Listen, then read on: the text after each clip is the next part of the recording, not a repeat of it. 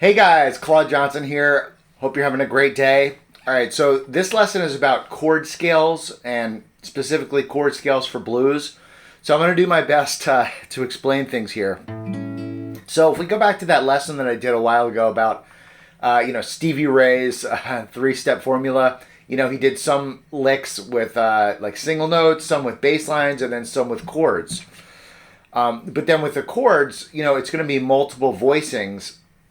And sometimes it's going to be not just dominant 7 chords, but combining the dominant 7 chords with 9 chords.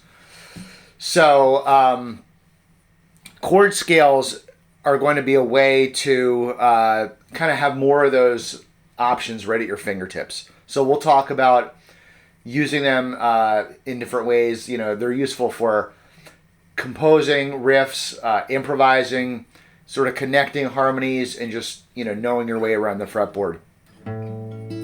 So I did an earlier course, and I apologize if this is like a roundabout explanation, but I got a couple ideas here I just want to get out. So I did an earlier course looking at all the different dominant 7 voicings, and you can start cycling some of these voicings. Like, so for example, let's take the key of G. You can start moving these notes around, like move your 7th up to the root, and then move this 5th up to the 7th, and you'll start getting all these voicings. So, but all that is like kind of within the universe of just dominant 7 voicings, and you can only go so far with that. But I do think there's a lot of value in like doing those deep dive kind of studies, just getting a really good foundation. And you can make some good riffs just out of the dominant 7s. But at some point you start to want to add in your other notes. And so like the value of the chord scale is really just kind of getting a great selection of using these other notes and 9 chord voicings, but in a way that is just kind of the sweet spot where you just have like a certain selection of chords that are going to hit the different tonalities, but not getting bogged down in like every possible configuration. Okay, so basically what the idea is, first let me show you what it's not. It's not like what I'm talking about is not just like playing a chord off of the each degree of the scale. So you may have seen this kind of exercise where, let's say if I'm in C, I have my C major 7, D minor 7, E minor 7, and just building it like that.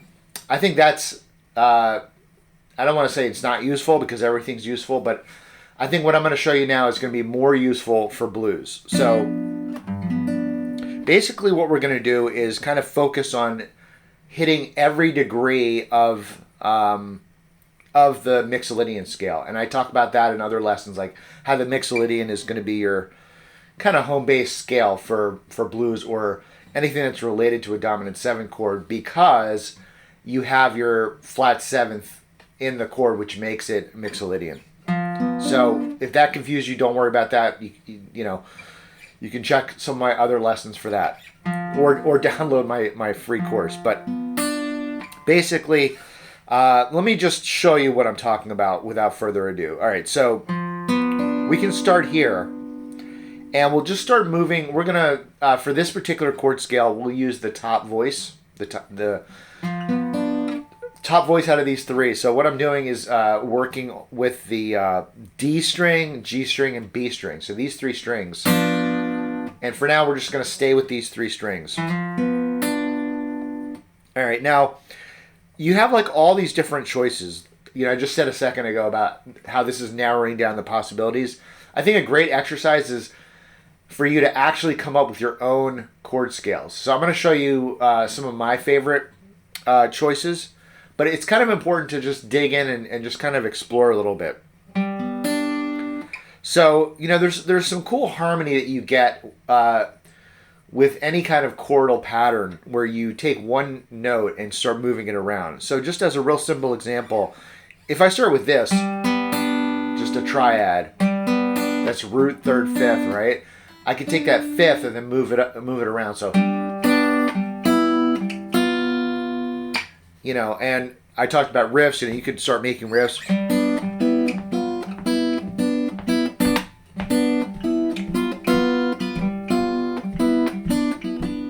All right, so now when you're moving up the neck, let's say, so 5, 6, 7, those are my degrees, right? Fifth of the G chord, 5th, 6th, 7th. You keep moving. Eventually, you're going to run out of room. Like your fingers don't stretch this far, so you can't just keep these 2 notes. You have to start moving the other notes around, and that's where the choices start to come in. All right, so what I try to do with these chord scales is try to stay within the dominant chord as much as I can, and that's what kind of makes it useful for blues. So, like I showed you before, when you have these kind of chord scales, it's kind of just all over the place going through the whole thing. It's not very organized.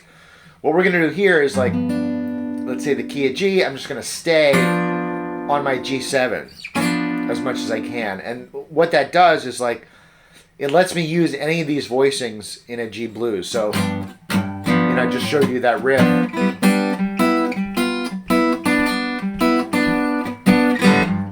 It's still G7, even though I'm using these. Now you could get, sort of like analytical about it. Like this is, okay, that's really like a, major 6.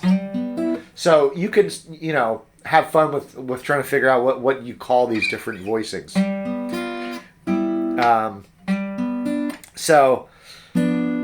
And then again, you're going to have choices like where to switch it up. What I like to do is, number one, like I said, try to play as much dominant 7ths as I can, and then when there's other notes, just try to look for cool ways where I can connect them, and just try to make one kind of cohesive scale.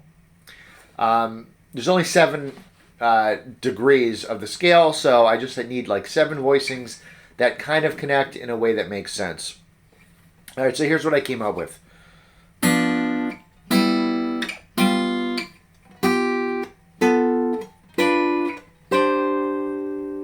All right, so I'll break that down. So this one is, so instead of doing the first thing that I came up with, which is where this is all root 3rd, now I'm going to start at my 7th and then go to this. So even though I'm moving 2 notes here, I just think it sounds better. It's more musical. I'm hitting that dominant chord instead of the major. Sometimes you'll use the major, and I'll show you that in a second. But for this particular part of the scale, I'm going from my this is 3rd fret, 4th fret, 3rd fret. That's just a dominant 7 voicing, no root. Then I'm going to go here. This is 5th fret, 4th fret, 5th fret. That becomes like a major 6. Root 3rd 6. Then I'm going to do this one, root 3rd 7th. So I'm just moving the top string up 1 fret there. So that's frets 5, 4, 6. Okay, now I'm going to jump up here. And this is one of those places where you have to make a choice. I could do different voicings where I'm, using this one maybe. But you can't do all of them in one 7 chord scale. So you just have to make a choice what you're going to cut out, what you're going to leave. So even though, excuse me, even though it's kind of a big jump,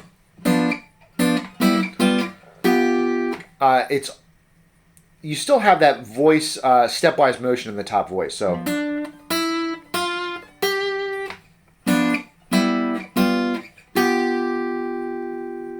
And this happens to be part of this chord, right? So, anyway, pretty standard so far. Now what I'm going to do, this is my root, by the way, the G. Now the next note on the scale is the 9 or the 2, which is A. Okay, so this is a nice just little kind of hammer-on move with my pinky. So right now I have my middle finger, ring finger, first finger, okay, on the D, G, B. And now I just add my pinky instead of this one. I have this A note here. That's the 10th fret of the B string. So, and this becomes a 9 chord. Okay, it's really like this kind of. 9 chord, but without the root. And, you know, just to give another example of like a riff, I was, you know, mentioning earlier about how you can make riffs. So, you know, one thing is you can just go back and forth with these voicings.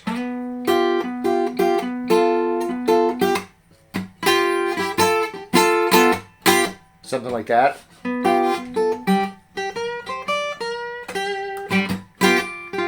So yeah, you can combine it with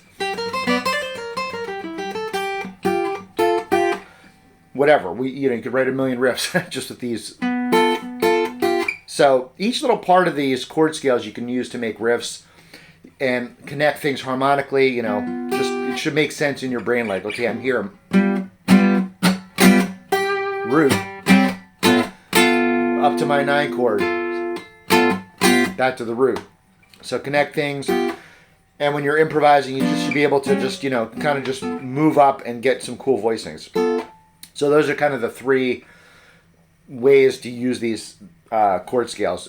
Just, you know, composing riffs, improvising, and just kind of getting a sense of connecting harmony.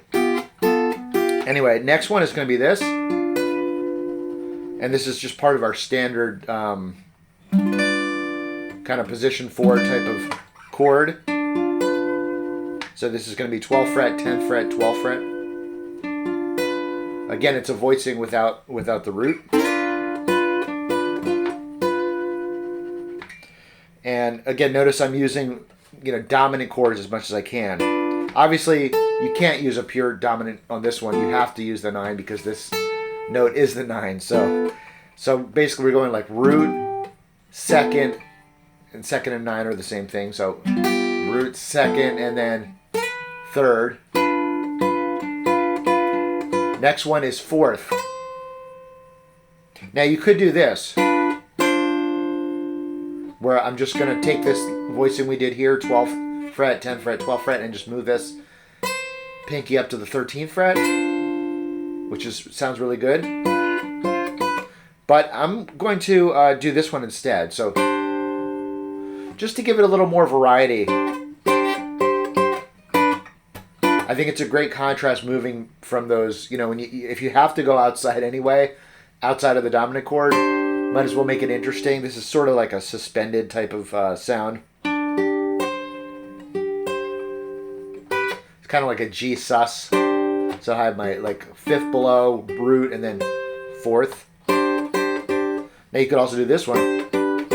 So all the ones that you don't use in your scale, you can kind of just jot down or make a mental note like, okay, I also have this. That's a possibility. I also have this. But then I'm going to just, you know, for this scale, and again, you can make riffs out of this. So each little part of the scale you can make riffs.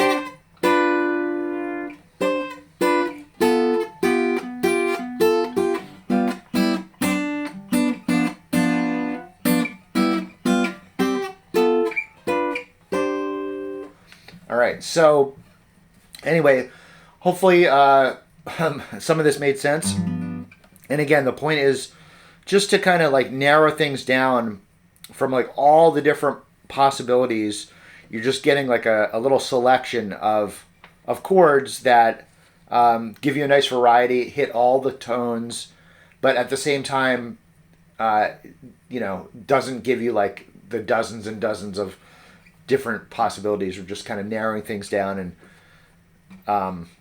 just giving you another tool in your tool belt. All right, so let me know what you think. Leave me a comment, and we'll talk to you soon.